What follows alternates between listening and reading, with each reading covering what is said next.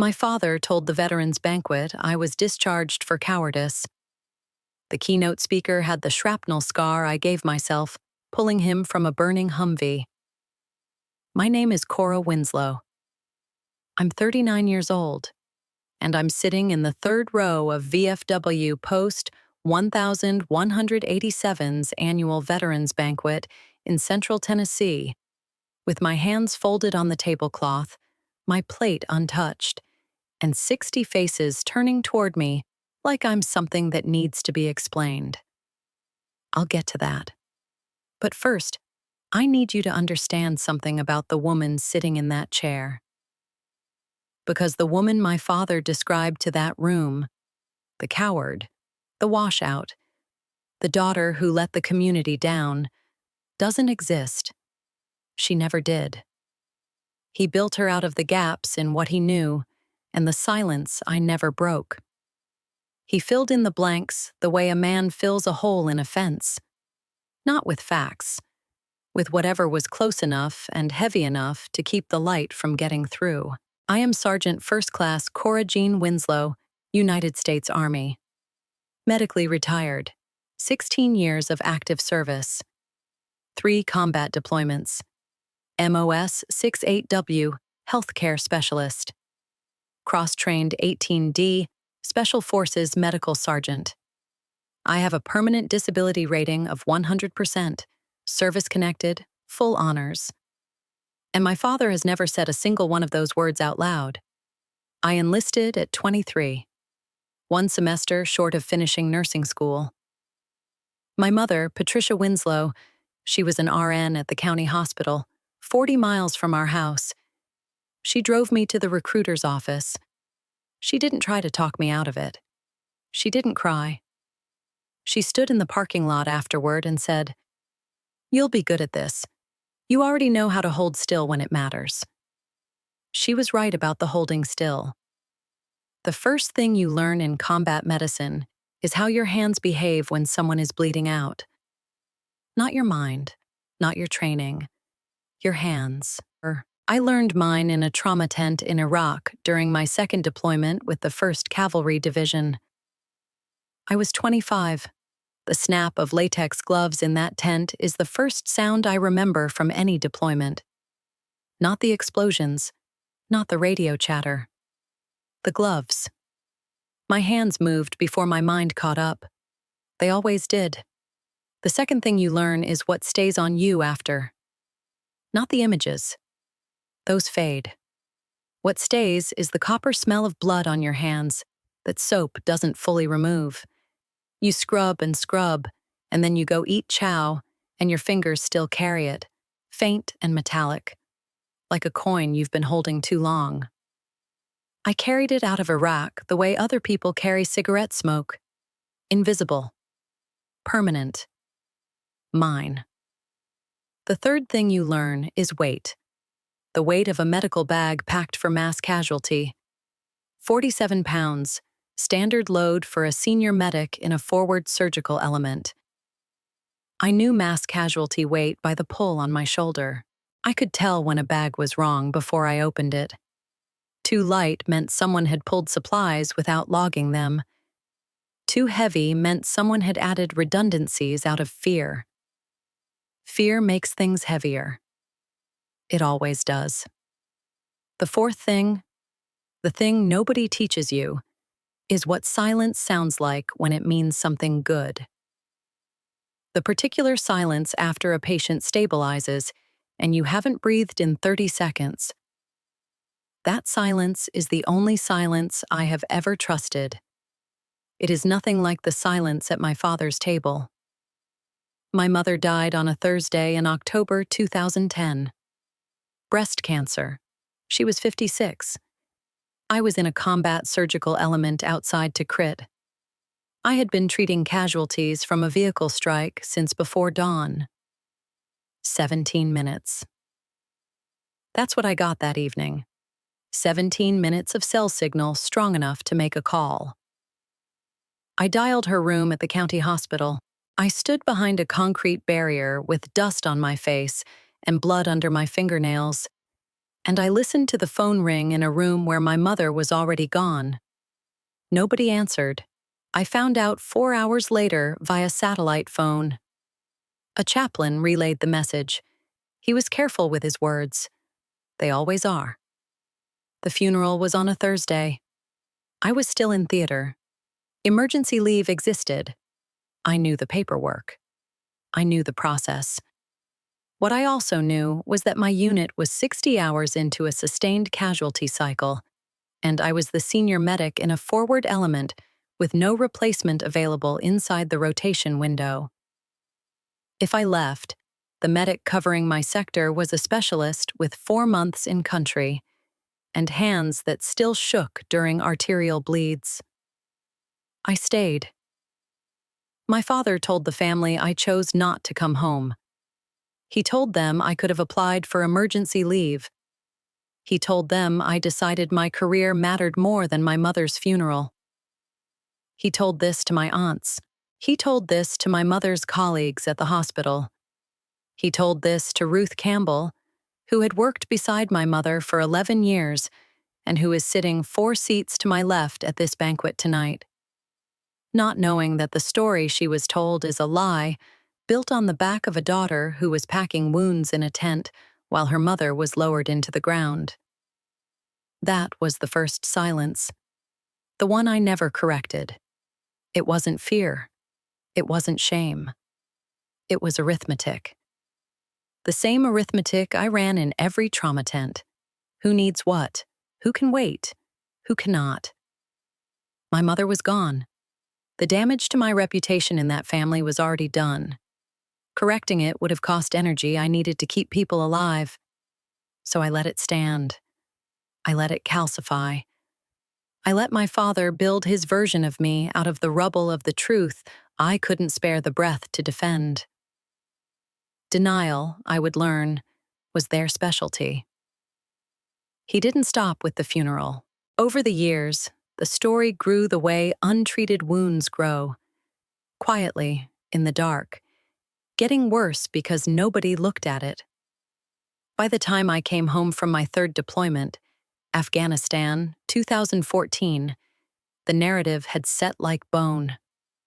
Cora was the daughter who left. Cora was the daughter who didn't come back when it mattered. Cora had some health problems. Cora was medically out. Cora did some consulting or other. Never Sergeant First Class. Never 6-8W. Never 3 combat deployments. Never Iraq. Never the burns. My forearms, from both wrists to the elbows, carry 2nd and 3rd degree burn scars from burning diesel fuel that sprayed across my skin during a vehicle extraction on the road outside Tikrit. The skin grafts are visible, pale, smooth, geometrically irregular patches that look nothing like the skin around them. I wear long sleeves at every civilian gathering. Not vanity. Privacy. The last privacy I have. Every time I reach for something at a dinner table, my left sleeve rides up a 1/4 inch. I pull it back down without looking. I have been doing this for 14 years. Nobody at my father's table has ever asked about my sleeves. Nobody in this banquet hall has asked. The scars are 3 millimeters from being visible at any given moment, and the distance between what people see and what is true has become the entire architecture of my life. Tonight, late October, Central Tennessee, VFW Post 1187. The banquet hall is a converted post building, industrial heat working too hard, the smell of old carpet and coffee, and the particular damp wool scent of veterans' blazers brought out of closets for one evening a year. 60 seats, baked chicken thighs with a paprika glaze, green bean casserole, corn pudding, dinner rolls from a bakery bag left open too long, sweet tea in plastic pitchers, a sheet cake decorated in red, white, and blue that nobody has touched yet. I walked in from a parking lot where the cold had arrived early this year. The kind of October cold that makes the air smell like iron. I could still feel it on the back of my neck for the first 3 minutes after sitting down. The contrast between outside cold and inside heat made everything feel slightly dreamlike, like being somewhere that should feel like belonging and does not. My father was already working the room.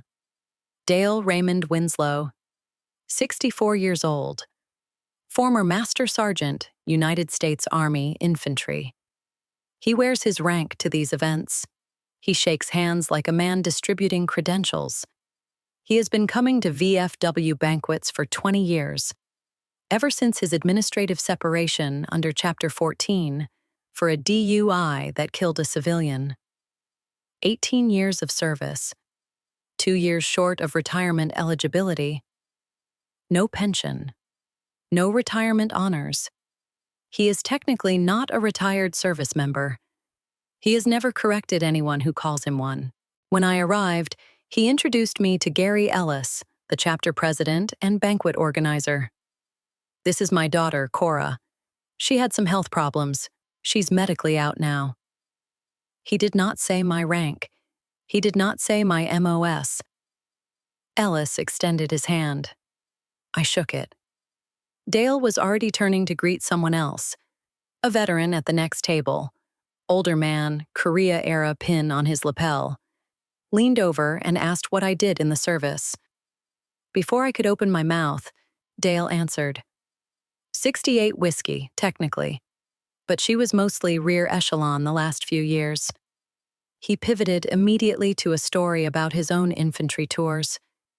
The man looked at me. I held his look for 1 second. Then I returned to my water glass.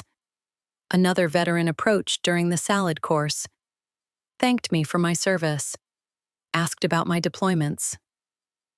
Dale intercepted. She doesn't really like to talk about it. I let this happen. I have been letting it happen for years. The banquet program sat on every table, a printed roster of veteran attendees. I scanned it while the corn pudding was served. Every name had at least one line of service detail: rank, branch, theater, awards. Every name except one. Mine read, Cora Winslow, medically separated, U.S. Army. No rank, no MOS, no decorations, no deployments. Dale had helped organize the guest list. He had submitted my entry himself. I was the blank space in the room's narrative. 60 veterans and their families, and I was the only one on that page without a story. Growing up in the Winslow household meant earning presents like oxygen. You got what was allocated, and you didn't ask for more. Between the chicken and the cake, I heard it. Dale's voice, 2 seats over, speaking to a table neighbor. He thought I wasn't listening. Or he didn't care. She was never cut out for it the way I was, if I'm being honest. The neighbor glanced at me. I held his look for 1 second. My hands stayed on the table. I returned to my water glass. They hadn't just forgotten me. They'd rewritten me. Then the keynote speaker finished his remarks. Colonel Marcus Hadley. Tall, gray at the temples, burn scars visible on the right side of his neck above his collar. He walked with a cane. His left hand was missing 2 fingers, the ring and the middle. He spoke for 12 minutes about service and sacrifice and the invisible weight that veterans carry home. He was precise. He was measured. He was good. I watched him from the 3rd row and kept my hands folded on the table. Then Gary Ellis invited attendees to share brief remarks. Dale stood. He straightened his blazer. He thanked the room. He mentioned his own infantry tours. He paused. He looked out at the assembled guests, the veterans, the spouses, the community members, the active duty captain 3 tables over, and he said, I'm ashamed to say my daughter was separated for cowardice under fire. It happens. I raised her better. I'm sorry she let this community down. He looked at me. He looked at me directly. 60 faces turned. I placed my water glass down. My hands returned to the table. Left over right. I did not move. What they didn't know, yet, was that the man at the podium with the cane and the missing fingers and the burn scars on his neck was alive because of me. The room held its breath the way rooms do when they've been handed something ugly and don't know where to set it down. 60 faces, some looking at me, some looking at the tablecloth, some looking at Dale, who stood at the microphone with the particular posture of a man who believes he has done something righteous. His chin was up. His shoulders were back. He was performing the grief of a disappointed father, and the room was receiving it the way audiences receive confessions, with silence that feels like agreement. I folded my napkin. I placed it beside my untouched plate. The baked chicken cold now, the corn pudding congealing, the dinner roll I hadn't touched. My hands returned to the table. Left over right. The same position I held in triage when the next casualty wasn't in yet, and the last one was stabilized, and there was nothing to do but be still and wait for the sound that meant it was time to move again. I did not look at my father. I looked at the tablecloth. I have been in rooms where people were dying, where the snap of latex gloves was the only sound between a 19-year-old specialist and the arterial bleed that was going to kill him in 4 minutes if my hands didn't find the source. I did not lose my hands to shaking then. I would not lose them now. Not to this. Ruth Campbell, 4 seats to my left, had her fingers pressed against her mouth. She was looking at me the way people look at car accidents, not wanting to see, unable to look away. She had known my mother. She had worked beside Patricia Winslow at the county hospital for 11 years. She had been told I chose not to come home for the funeral. She had believed it. She was watching me now like she was trying to reconcile 2 photographs that didn't match. A man at the table behind me cleared his throat. Someone's wife whispered something. The industrial heat clicked on, cycling warm air through ducts that smelled like dust and old carpet.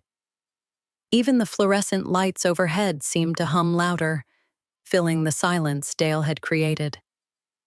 He stepped away from the microphone. He sat down. He picked up his sweet tea and took a sip like a man who had finished a job. That was the last time he would sit in this room as a man whose version of events went unchallenged. If you've ever had your service dismissed by someone who had no idea what it cost you, hit that like button. This story isn't finished yet. From the podium area, Colonel Hadley had not moved. He was standing at the edge of the dais, one hand on his cane, the other at his side. The left hand, the one missing 2 fingers. He had been watching Dale the way officers watch briefings that contain information they weren't expecting. Not shock. Assessment. The rapid, quiet sorting of data against what he already knew. Then his gaze moved. It swept the room in the direction every face had turned, toward the 3rd row, toward the woman sitting with her hands folded and her plate untouched, and the silence of a building settling after a detonation. He found me. I know the exact moment because I felt it. Not the way civilians describe eye contact, not warmth, not connection. The way a medic feels a change in a patient's breathing. Something shifted in the air between the dais and my chair. His gaze stopped moving. It found the long sleeves in a warm room. It found the stillness, not nervous stillness, not frozen stillness, but the particular stillness of someone trained to conserve motion under observation. It found the small gold caduceus pin on the left lapel of my blazer, the Army Medical Corps, the staff and serpents, sitting just inside the collar fold where most people wouldn't think to look. His expression didn't change the way expressions change in movies. There was no gasp, no widening of the eyes. What happened was slower and more precise. His jaw set. His weight shifted forward onto his cane. His chin dropped a fraction of an inch, and his eyes narrowed the way eyes narrow when a scope picture resolves and you realize you're looking at something you've been searching for without knowing you were searching. He looked at my face. He looked at the caduceus pin. He looked at my sleeves. He looked at my hands. Folded, still, the way hands fold when they have done their work and are waiting. He looked at my face again. I turned away. Not because I felt threatened, because I knew exactly how fragile that moment was. The thing about silence is that it isn't always passive. Sometimes silence is the sharpest answer. Hadley stepped down from the dais, not quickly, not dramatically. He picked up his cane, adjusted his weight to his good leg, and walked across the front of the banquet hall with the measured pace of a man who has learned to move carefully since someone dragged him 40 meters across open ground 14 years ago. People noticed when a colonel with a cane and burn scars on his neck crosses a banquet hall during the pause between speakers. People notice. Conversations that had started to resume went quiet again. Forks that had lifted toward the sheet cake stopped midway. He came to my table. He didn't stand over me. He crouched beside my chair, his cane balanced against the table edge, his right knee lowering with the care of someone whose leg reminds him every morning what it went through. His face was level with mine. He spoke low enough that only I could hear. Road outside to crit. You told me to count backward from 20. The copper smell of blood on hands that soap doesn't fully remove. The weight of a medical bag pulling at my shoulder. The snap of gloves. The silence after a patient stabilizes and you realize you haven't breathed in 30 seconds. All of it. All of it in the space of one sentence from a man I had not seen in 14 years. My hands stayed folded. I looked at him with no expression. The same flat, clinical look I gave every casualty I ever treated. The one that says, I see you. I know the damage. We are not done yet. You got to 14. He nodded, almost imperceptibly. It wasn't approval. It was memory. Then he stood. He picked up his cane, and he walked to the front of the room. Dale saw him coming. Dale had been watching the exchange from 2 tables away, with the expression of a man who has just noticed a door opening that he thought was locked. He stood up from his chair. He straightened his blazer. He stepped toward the podium as if proximity to the microphone meant proximity to control. Colonel, Dale said. His voice carried the practiced casualness of a man who has spent 20 years pretending he still holds the rank he lost. This isn't your family's business. This is a private matter of conduct. Hadley stopped walking. He turned to face Dale with the full weight of a full-bird colonel, looking at a man who had just claimed authority he did not possess. The room went silent in a different way than before. Before, the silence had been uncomfortable. Now, it was attentive. The after-action report on the IED strike of November 23, 2010, lists a medevac call sign, Sierra Delta 1. Hadley's voice was flat, not angry, precise. The way you read coordinates over a radio when lives depend on accuracy. Credited with field stabilization of 2 casualties under direct threat, 68W, healthcare specialist. Burn injuries sustained during Class A vehicle extraction. He paused. If you'd like, I can recite the casualty grid coordinates from her report. Dale's hand, which had been reaching for the back of a chair, stopped. His wine glass, sweet tea actually, in this room, in this world he had built his second life around, touched the table without a sound. He did not respond. He could not respond. His mouth opened a fraction and then closed. He did not know what 18D meant. He did not know what a casualty grid coordinate was. He did not know what Class A vehicle extraction referred to. His daughter had operated in a world he could not read, and the language of that world had just been spoken in front of every person whose opinion he had spent 2 decades cultivating. Hadley turned to face the room, 60 people. Veterans, spouses, community members. Captain Derek Mitchell at the third table from the back, who had been watching with the focused attention of a junior officer, witnessing something that would recalibrate his understanding of the evening. Hadley reached for his right sleeve. He rolled it up, slowly, deliberately, past the cuff, past the forearm, to the shoulder. The burn scar on his right shoulder was mottled and pale, the kind of scar tissue that forms when skin has been rebuilt from grafts and time and the body's stubborn refusal to give up on itself. It extended up the right side of his neck, above his collar, where everyone had already seen it. But the shoulder was worse. The shoulder was the geography of a fire that had tried to take him and been stopped by a woman with a medical bag and hands that didn't shake. He held his sleeve there for 3 seconds. He didn't need longer.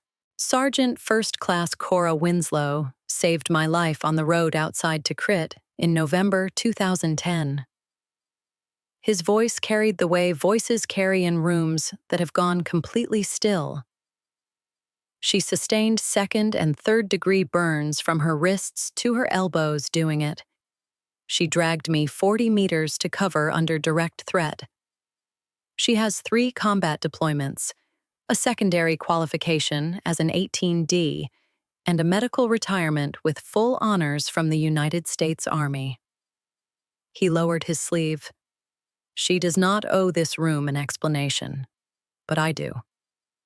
Captain Mitchell stood. He did not salute. A banquet is not a formation, and no order had been given. But he came to attention. Hands at his sides, shoulders back. Chin level.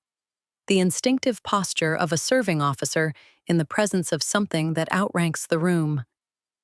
He was not standing for Dale. He was not standing for the VFW chapter president, or the banquet program, or the sheet cake decorated in red, white, and blue. He was standing for the woman in the 3rd row, with the burgundy blazer and the long sleeves and the untouched plate. Ruth Campbell's hand dropped from her mouth. She was staring at me with an expression I had seen once before. On a chaplain's face, via satellite phone, 4 hours after my mother died. The expression of someone who has just realized the story they believed was not the story that happened. Dale's face had lost its architecture. The performance was gone. The squared shoulders, the lifted chin, the careful projection of a man who belonged in this room. All of it had collapsed the way structures collapse when the load-bearing wall is removed. He was pale. His hands hung at his sides. His mouth was open, but nothing was coming out. Then Gary Ellis's phone rang. It was not loud. The ringtone was a default chime, the kind that usually disappears into the background noise of any gathering. But the room was silent, completely silent. The chime cut through like a scalpel. Ellis frowned. He glanced at the screen. He stepped to the edge of the room, near the door to the kitchen, and answered quietly. His posture changed within 10 seconds. His shoulders drew in. He turned to look at Dale. Then he walked back across the room. Not fast, but with the particular urgency of a man who has just received information he does not want to be carrying. He extended the phone toward Dale. "It's the VA office of Inspector General." His voice was low. The room heard it anyway. "They say it's urgent." Dale looked at the phone. He looked at Ellis. He looked at the phone again. His hand reached for it the way a hand reaches for something it knows is hot. He took it. "This is... yes." He stopped. Yes, that's my name." He stopped again. The investigator on the other end was speaking. The room couldn't hear the words. The room didn't need to. Dale's face was doing the translation. His eyes moved to me. For the first time since he'd stood at the microphone and delivered his accusation to 60 people, my father looked at me without performance, without the mask of the disappointed patriarch, without the rehearsed grief of a man who had raised a coward. He looked at me and I saw it. The arithmetic. The calculation that had driven everything. His 18 years of service against my 16.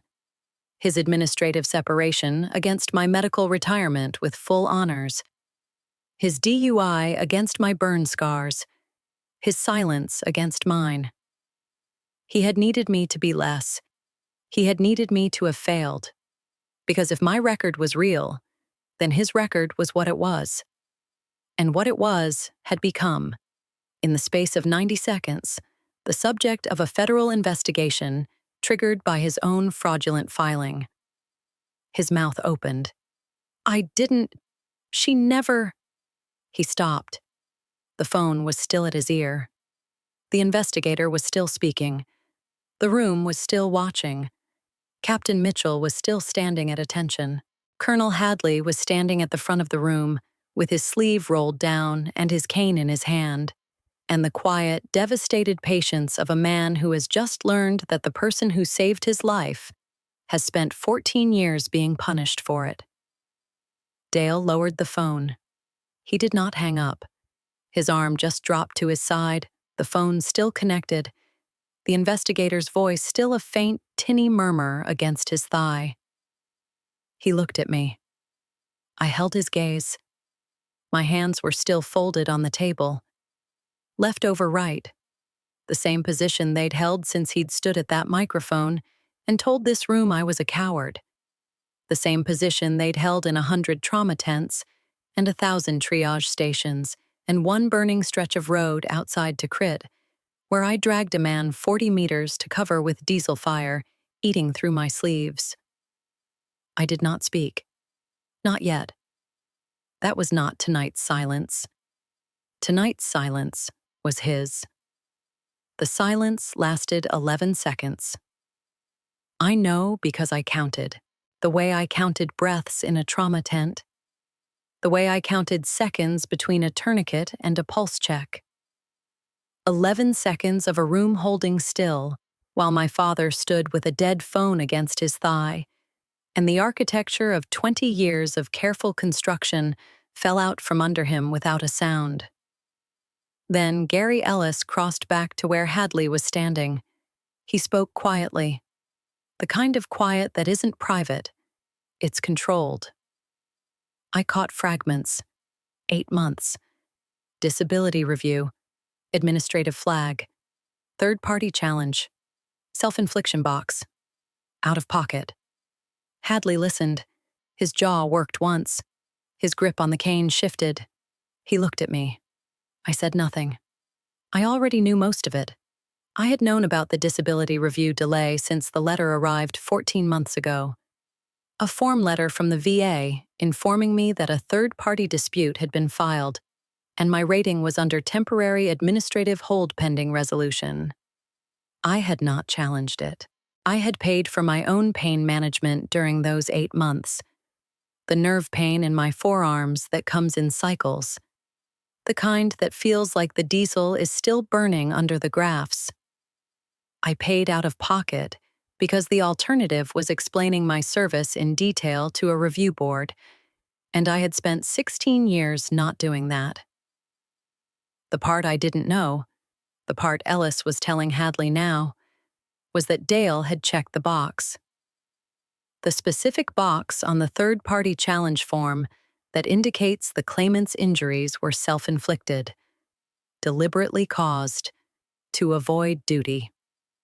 My father had looked at the scars his daughter carried from dragging a man out of a burning vehicle and written the words self-inflicted on a federal form.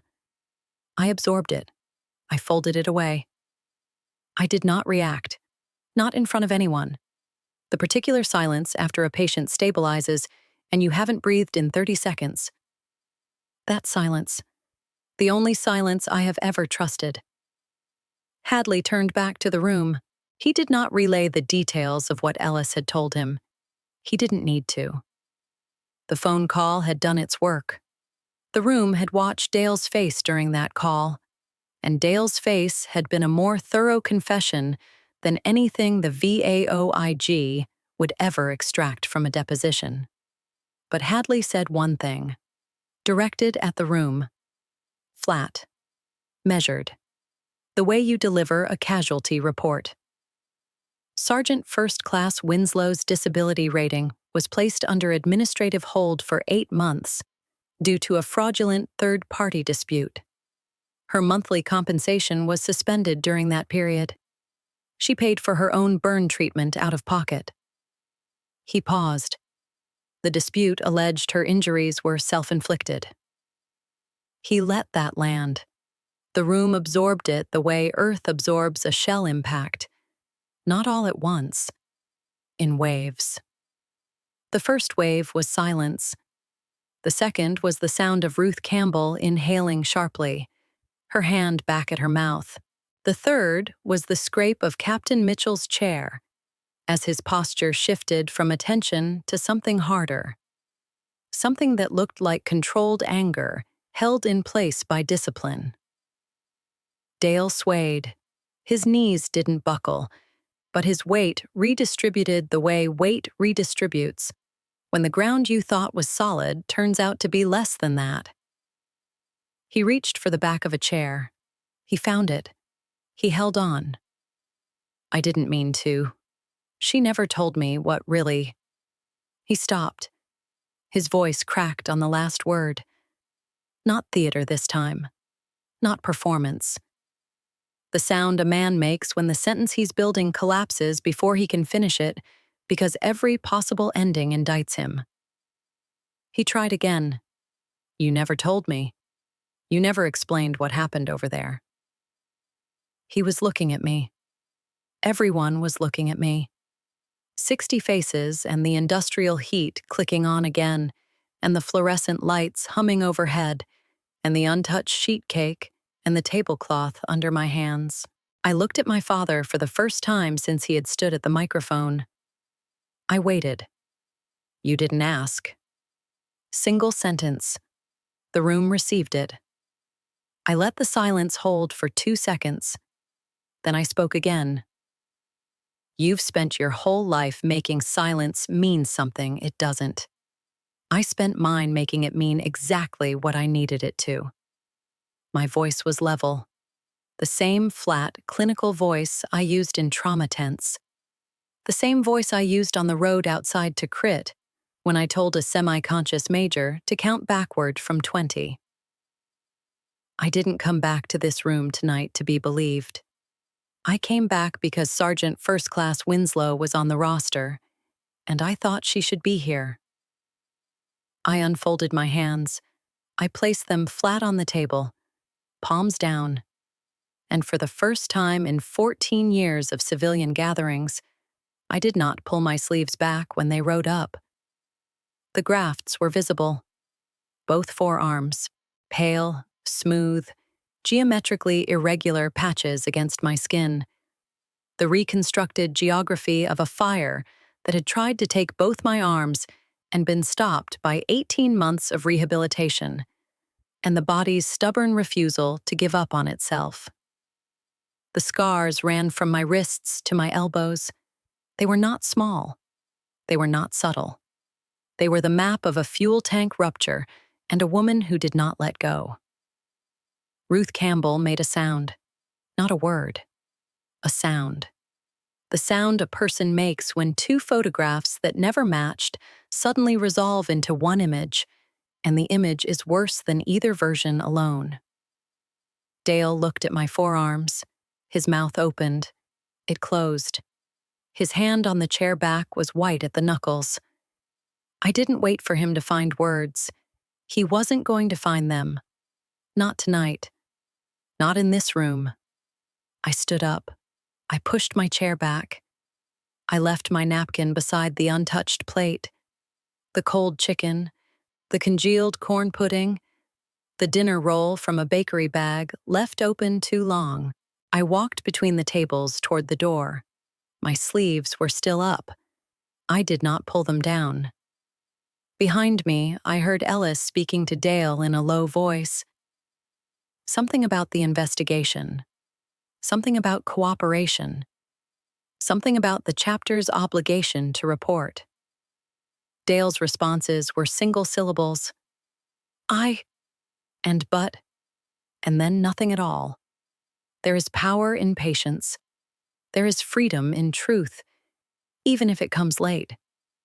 The parking lot held the cold that had been building all evening. Late October in central Tennessee, the kind of cold that arrives early and stays in your joints. The air smelled like iron and wet asphalt. My breath was visible. I put my hands in my jacket pockets and stood beside the building's side entrance and let the cold press against the back of my neck the way it had when I arrived 3 hours ago. Before the banquet, before the accusation, before the word cowardice was spoken into a microphone in a room full of the only people whose judgment my father had left to lose. The door opened behind me, the tap of a cane on concrete. Then silence. Hadley stood 4 feet to my left. He leaned on the cane with his right hand. His left hand, the one missing 2 fingers, hung at his side. His burn scars caught the parking lot, light on the right side of his neck. We stood in the kind of silence that doesn't need to be filled. The silence of 2 people who have been in the same fire and know what the other one carries without needing to inventory it. A minute passed, maybe longer. I never thanked you properly, he said. You just did. That was all. No handshake, no salute, no embrace. He nodded once. I walked to my car. He watched me go. I could hear his cane on the asphalt as he turned back toward the building. The sound of a man who walks differently now because of what happened on a road outside Tikrit. The sound of a debt that was never owed and has now been settled anyway. I drove home. The road was dark and straight, and the headlights carved a tunnel through October air that smelled like wood smoke and cold soil. I did not turn on the radio. I did not check my phone. I drove the way I drove between forward operating bases, focused, deliberate, conserving. The house was dark. The keys went on the counter. My jacket went on the hook by the door. I stood in the kitchen for a moment with the overhead light off, just the glow from the microwave clock, and I listened to the house settle the way houses settle when no one has been in them for hours. It sounded like the silence after a patient stabilizes. The good kind. I went to the hall closet, top shelf, behind a box of old nursing textbooks I never finished and never threw away. My mother's medical bag. It was small, brown leather, cracked at the handle, soft with decades of being carried and set down and carried again. She had taken it to every shift at the county hospital for 19 years. It smelled like leather and antiseptic, and something faintly floral that I have never been able to identify and have never tried to. I opened it. The stethoscope was still inside, coiled neatly, a penlight, a pair of bandage scissors with tape residue on one handle, and in the front pocket, folded once, a piece of notepad paper in her handwriting. Healing isn't just for the body, You know that. I held it. I read it once. I read the way she wrote the H. Tall, with a slight leftward lean. The handwriting of a woman who wrote fast because patience couldn't wait. I read the way she wrote U. The letters pressed deep into the paper, the pen bearing down the way it does when someone means what they're writing. I folded it carefully. I placed it back inside the bag. I closed the clasp. I did not cry. I exhaled. For the first time in years, I exhaled all the way, the kind of exhale that empties you and then fills you back up with something that weighs less than what you were carrying before. The weight of a medical bag packed for mass casualty, 47 pounds. The weight of a note from a dead woman to a living one, nothing at all. And everything. I closed the closet. I turned off the microwave clock.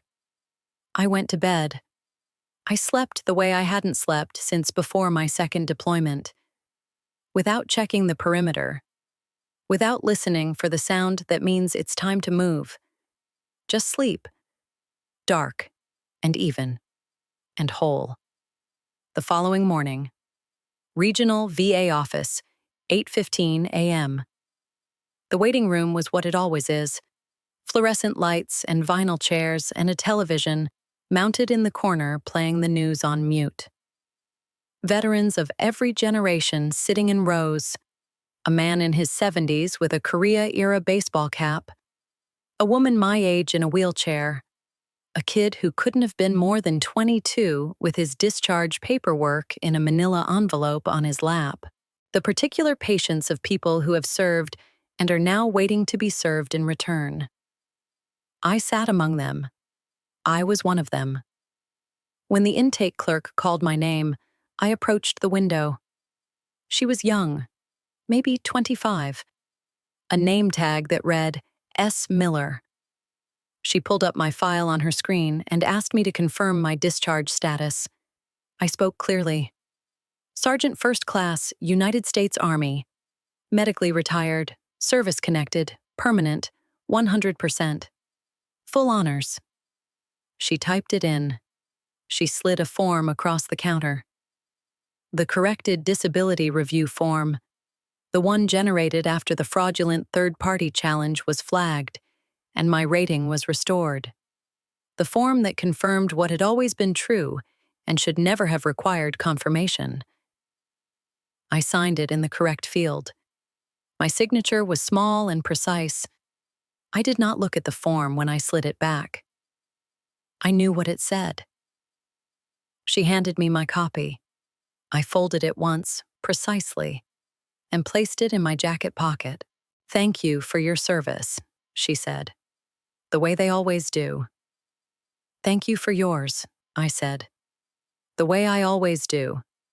Because the woman processing paperwork at a VA window at 8:15 on a Thursday morning is doing a job that matters, and someone should tell her so. I walked out through the automatic doors into a cold October morning. The parking lot was half full. The air still smelled like iron. I got in my car. I drove to the coffee shop on Route 12 and ordered a medium black and sat in the parking lot with the engine running and the heat on. In the weeks that followed, Dale's world contracted the way worlds contract when the foundation turns out to be fraud. The VA Office of Inspector General opened a formal investigation into the third-party challenge. His Chapter 14, Separation Record, the DUI, the civilian fatality, the administrative separation at 18 years, too short of retirement, was unsealed as part of the cross-referencing process. It became part of the public investigative file. 20 years of careful omission, undone by his own paperwork. His VFW membership at Post 1187 was suspended pending the outcome of the investigation. Gary Ellis delivered the notification personally. Ellis, who had shaken Dale's hand at 100 banquets. Ellis, who had listed Dale on the program as a featured veteran. Ellis, who now understood that the man he'd welcomed into the chapter's inner circle had been wearing a rank he was never retired from and a story he had never earned. Dale's phone stopped ringing. The invitations stopped coming. The hardware store where he worked part-time didn't fire him, but the owner, a Vietnam vet who had been at the banquet, stopped scheduling him for Saturdays, which were the only shifts Dale looked forward to because they were the shifts where other veterans came in to buy things and stayed to talk. He was not arrested. Fraud investigations move slowly, but the investigation was confirmed ongoing.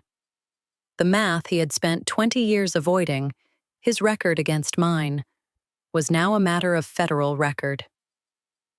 There was no version of events left for him to build. There was no gap left to fill with whatever was heavy enough to keep the light out. The light was in. I did not call him. He did not call me. His phone number sat in my contacts the way unexploded ordnance sits in a field. Present, accounted for, not approached. I work at a trauma consulting firm now. Small office, 3 colleagues. We advise emergency departments on mass casualty protocols. No titles on the door, no plaques, just Cora. Sometimes, in the middle of a training session, a young nurse will ask me how I know what I know, how I can describe the exact sequence of a field stabilization with the precision of someone who has done it with her hands and not just read about it in a textbook. I give the same answer I've always given: experience. They don't ask follow-up questions. They don't need to. My sleeves are rolled to the elbow now. The grafts are visible. The scars speak a language that doesn't require translation. Silence was never the problem. The problem was who got to decide what it meant. I'm deciding now. If you enjoyed this story about quiet competence winning over loud arrogance, hit that like button and let me know what you think in the comments. And if you haven't subscribed yet, make sure to subscribe and ring that notification bell for more stories just like this one. Thanks for watching.